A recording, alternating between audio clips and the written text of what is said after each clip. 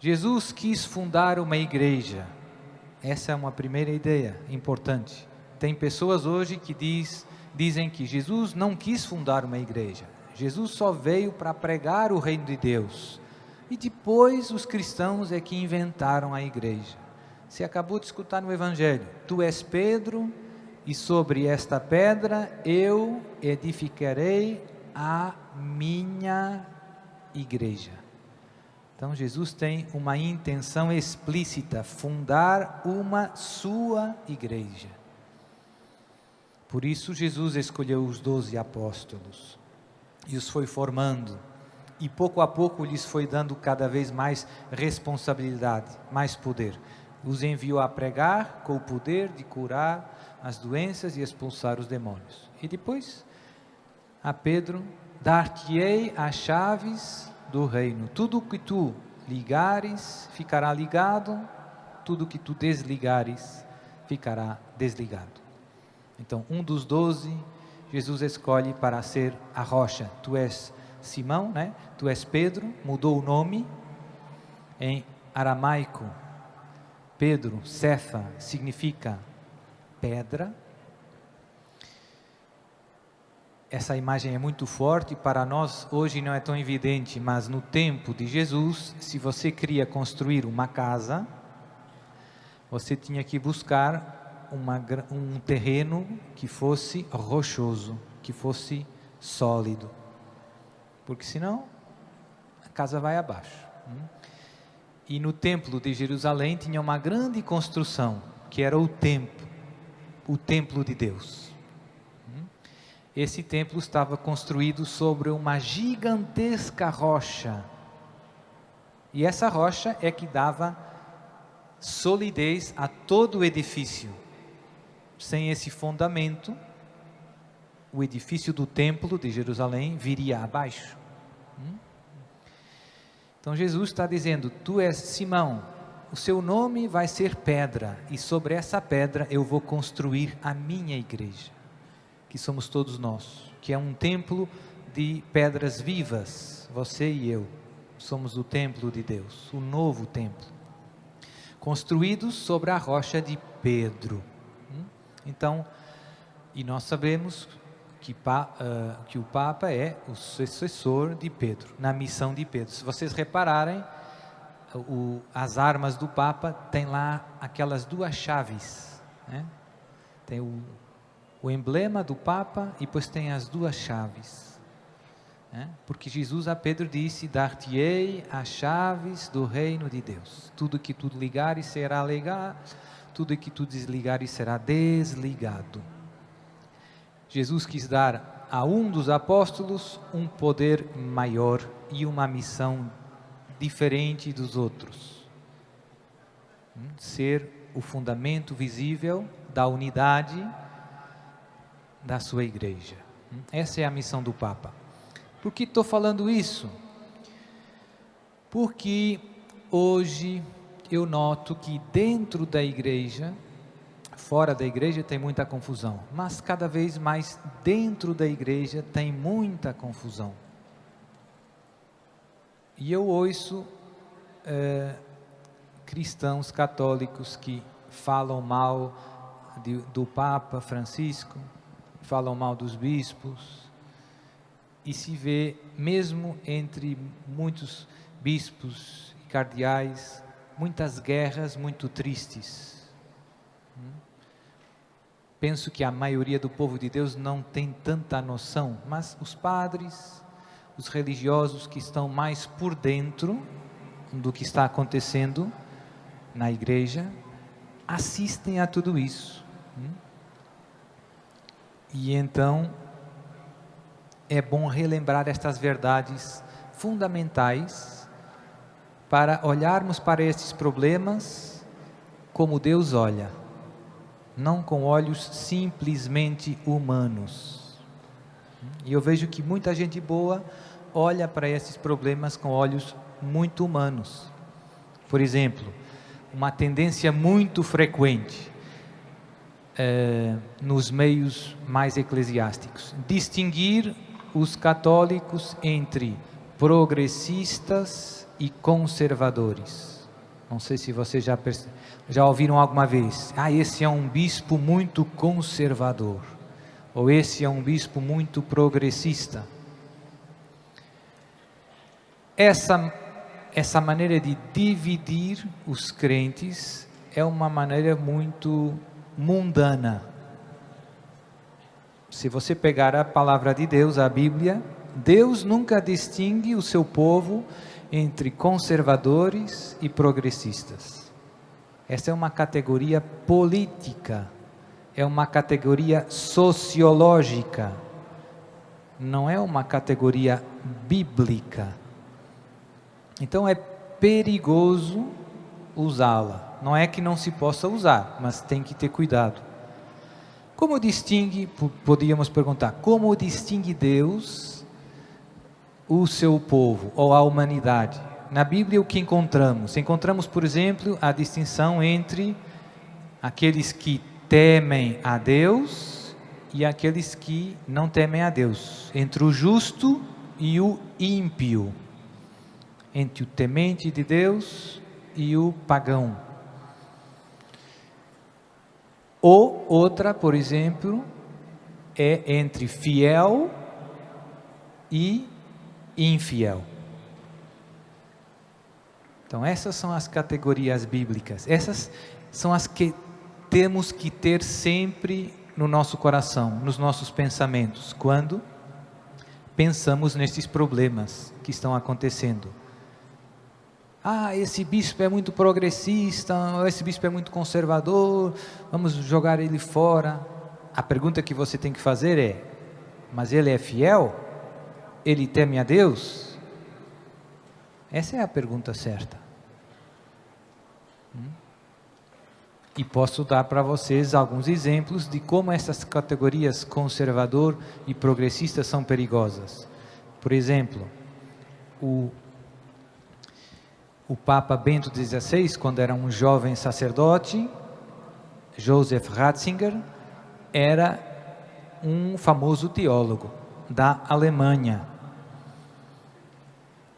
E quando ele era jovem teólogo, ele participou no Concílio Vaticano II como um dos peritos, como um especialista. Só os grandes teólogos participavam. Ele participou como perito, ainda sacerdote.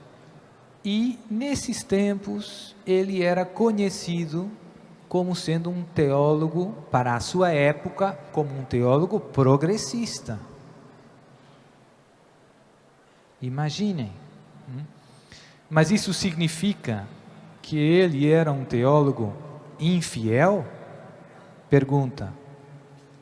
Não. Era um teólogo considerado progressista, tinha ideias avançadas para o seu tempo, mas nunca ninguém o considerou um teólogo infiel à palavra de Deus, um teólogo herético em suas doutrinas. Então, conservador, progressista, não sempre coincide com fiel e infiel. Podíamos dizer até que, regra geral, os sacerdotes, os teólogos, os crentes, os católicos conservadores são fiéis, regra geral, e que os progressistas têm mais tendência a ser infiéis, mas não é sempre assim. E por isso, como eu dizia no início, essa distinção entre conservador e progressista é perigosa.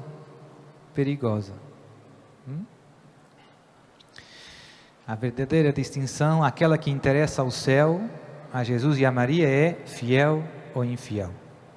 Você está sendo fiel a Deus, à palavra de Deus, aos mandamentos da lei de Deus? Essa é que é a questão. Padre, o senhor está falando tudo isso, eu não percebo bem.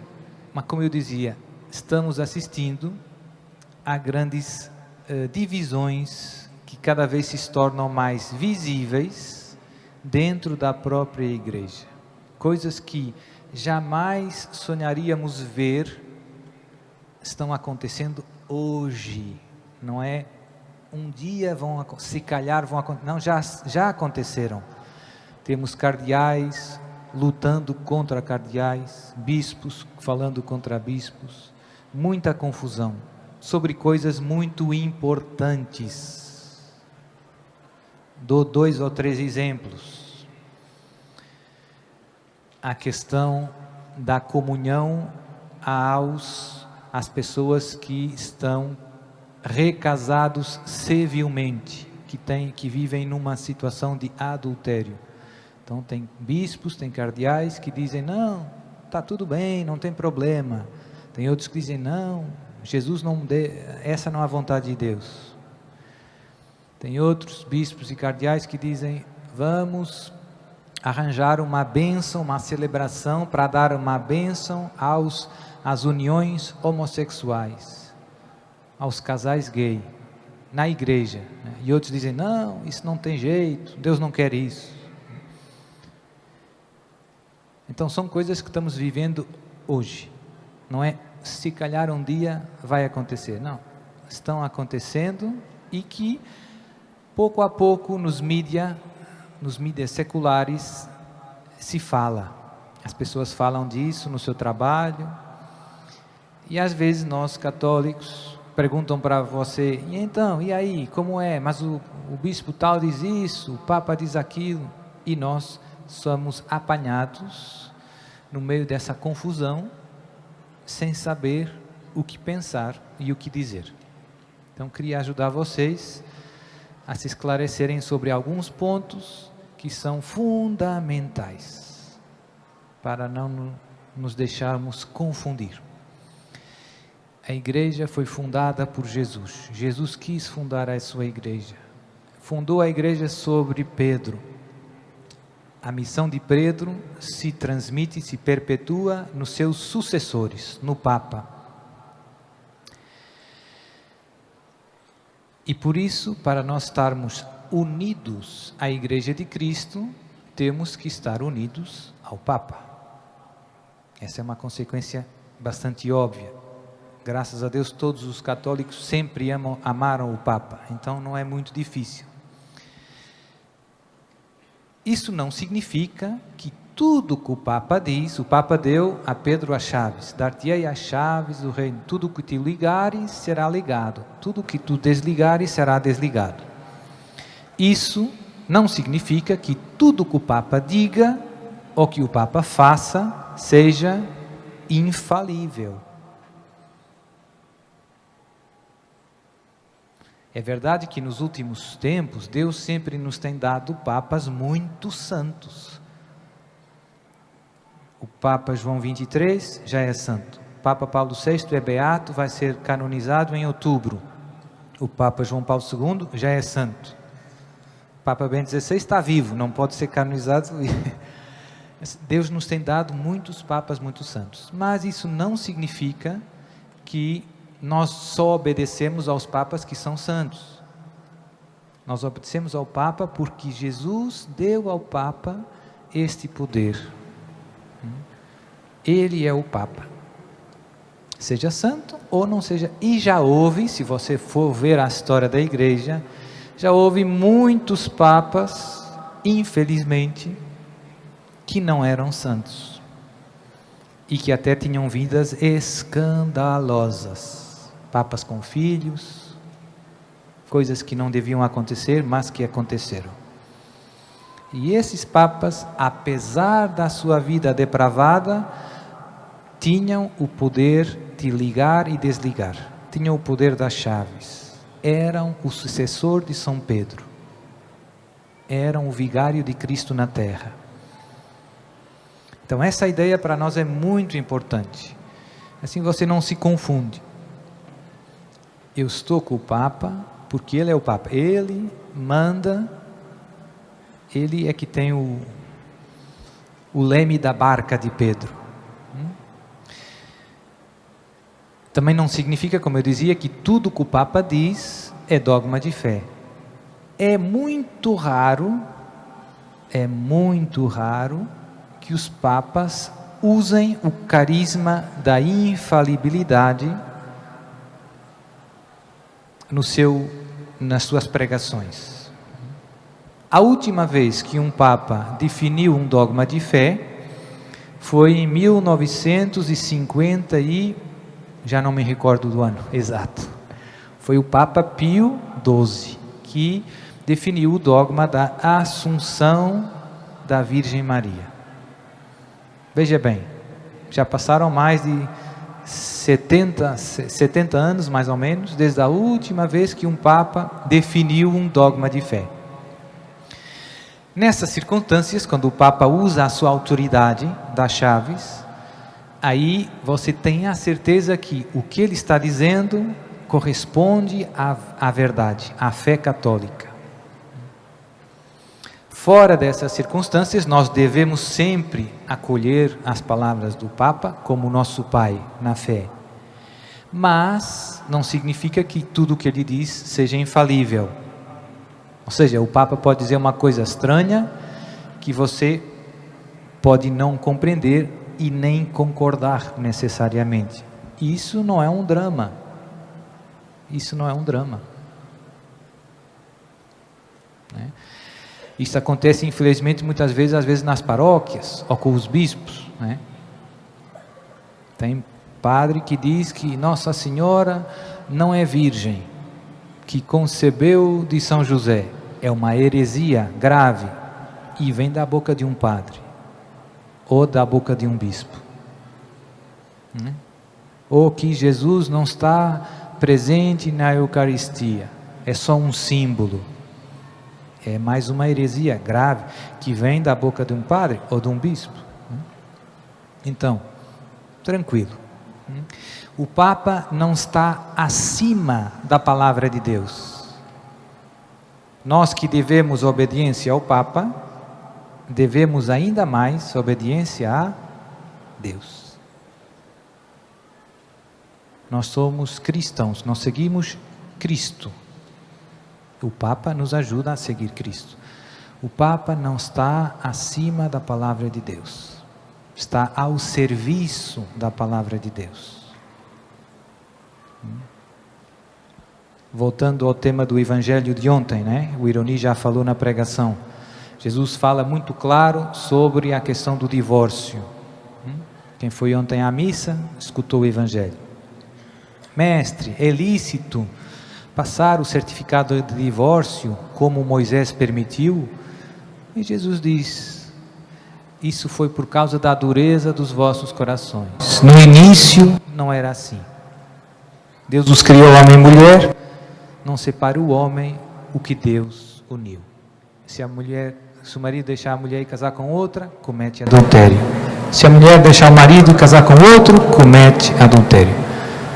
Palavra de Jesus. É impossível alguém dizer o contrário. Se alguém disser o contrário, você vai ter que escolher entre o que Jesus está dizendo e quem diz o contrário. E quem terá razão? Não tem dúvida. Portanto, o Papa não pode dizer o que quer. Tem que dizer o que Deus disse. Tem que transmitir fielmente o que Deus disse.